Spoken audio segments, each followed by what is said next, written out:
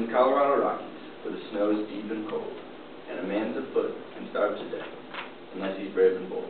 O Alfred Packard, you surely go to hell, while others starve to death, you dined a bit too well. A scene from the ballad of Alfred Packard. When you think of the word cannibal, you think of an Indian tribe that uses the meat as a sacrifice. You think of Jeffrey Dahmer, who ate his victims, or do you think of a story of survival? This is the case of Alfred Packard. Today I will tell you about the life and story of Alfred Packard, along with what has happened after his death. First, some background about Packard. Packard was born January 21st, 1842, in Pennsylvania, to James Packard and Esther. Esther was a stay-at-home mom, and James was a cabinet maker. When he was old enough, at 18, he began working as a shoemaker, and at the outset of the Civil War, he joined as a shoemaker for Company F, the 16th U.S. Infantry Division, and was discharged 8 months later for epilepsy. He then again reapplied and was part of Company L, the 8th Iowa Cavalry Regiment, and was again discharged for epilepsy. After that, Packard decided he would go and try his luck prospecting for golds and medals in the Rocky Mountains. By 1873, he was a wilderness guide in Utah and Colorado. This was the beginning of the end for Packard, before he became famous, and how he got his name in Colorado. By 1873, Packard led 21 other men into the San Juan Mountains in southern Colorado. They left and arrived in the Ute Indian camp of Chief Flory during a bad winter. 5 men, including Packard, decided they wanted to push through the weather after the Indians told them no, and this group included Packard, Shannon Bell, Israel Swan, James Humphrey, Frank Miller, and George New.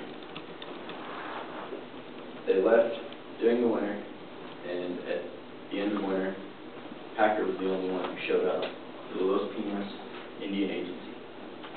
When questioned about where the others were, he said he had been injured and thought the others had left him for dead. But when he arrived, he had multiple wallets on him and wasn't hungry, just asked for whiskey. The Indians were a little suspicious of this, and they went looking for the men. What they found on the trail was meat that they later discovered was human flesh. Nobody's exactly sure what happened out there, but Packard's tale to the Indians was that Shannon Bell had killed the others, and was when Packard came up to ask him what had happened, Bell turned on him and tried to kill him with a hatchet, but Packard shot him. Later biopsies on the bodies have proven that everybody else was killed with a hatchet, and Bell was killed with the revolver, like the story says. In the Colorado Supreme Court was able to get enough evidence to convict Packard of first-degree manslaughter, and in 1883 Packard was to be hung, but somehow, a few days before he was supposed to be killed, somebody slipped him a key and he escaped.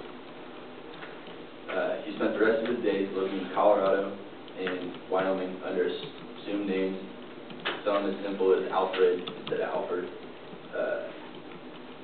just living among everybody else.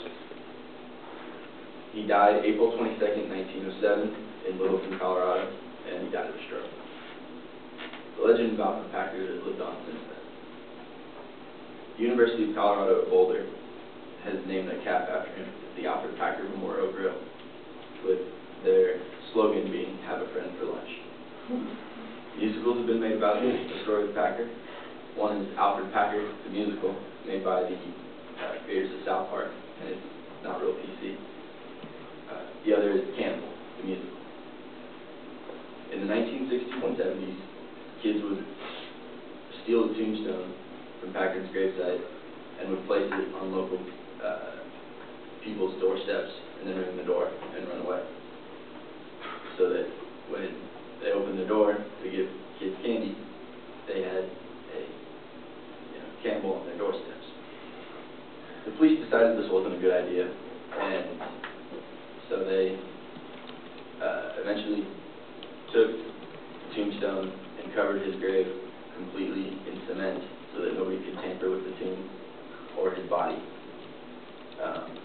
Packard was an intriguing prospect in history in the United States.